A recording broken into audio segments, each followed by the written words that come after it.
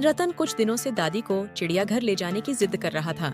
आज सवेरे दादी ने रतन को जल्दी उठा दिया और चिड़ियाघर घुमाने की बात कही। सुनकर रतन बहुत खुश हुआ और जल्दी जल्दी तैयार होने लगा।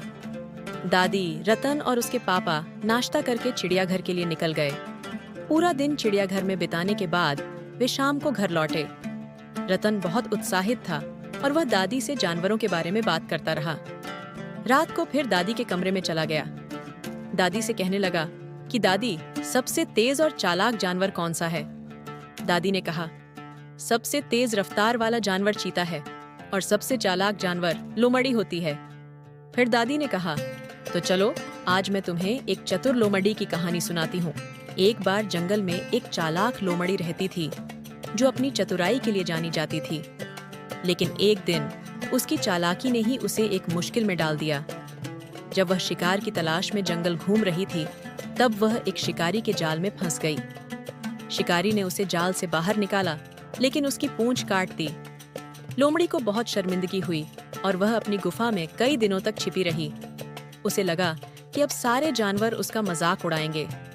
लेकिन कुछ दिनों बाद उसने सोचा कि हमेशा गुफा में छिपकर नहीं रहा जा सकता। उसने जंगल के सभी जानवरों की एक बैठक बुलाई और बिना पूंछ के ही बड़ी हिम्मत से वहां पहुंची।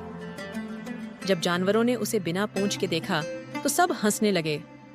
भालू ने मजाक में पूछा, लोमड़ी बहन, तुम्हारी पूंछ कहाँ गई? क्या किसी ने चुरा ली? खरगोश ने भी हंसते हुए कहा, क्या तुमने इसे फैशन के लिए उतार दिया?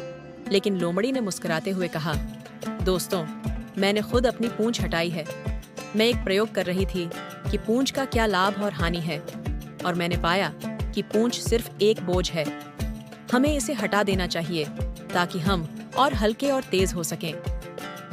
कुछ जानवर उसकी बात से सहमत हो गए, जबकि कुछ हैरान थे। बंदर ने पूछा, पर बिना पूंछ के हम खेल कैसे करेंगे? हाथी ने हंसते हुए कहा, मैं अपनी पूंछ से मच्छर भगाता हूँ। बिना पूंछ के तो मच्छर मुझे बहुत परेशान करेंगे। तभी एक बूढ़ा कछुआ धीरे से बोला, लोमड़ी बहन, तुमने अपनी पूंछ खो दी है और अब तुम सबको यही बता रही हो कि पूंछ बेकार है।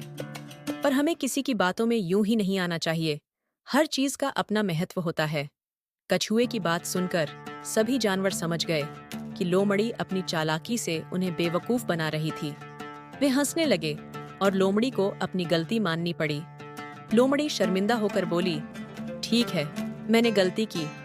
मैंने अपनी पूंछ गलती से खो दी, लेकिन चाहती थी कि कोई और भी मेरी हालत में हो ताकि मैं अकेली शर्मिंदा न रहूं। सभी जानवर हंसते हुए बोले, अब हम समझ गए चालाक लोमड़ी, कभी किसी की बातों पर बिना सोचे समझे यकीन नहीं करना चाहिए। दादी ने कहानी खत्म करते हुए रतन के सर पे प्यार से हाथ फेरा और पूछा कि बेटा, तुम्हें चतुर लोमड़ी की कहानी कैसी लगी? रतन मुस्कुराते हुए, दादी, बहुत अच्छी, और एक सीख भी मिली है कि कभी किसी की बातों में बिना सोचे समझे नहीं आना चाहिए।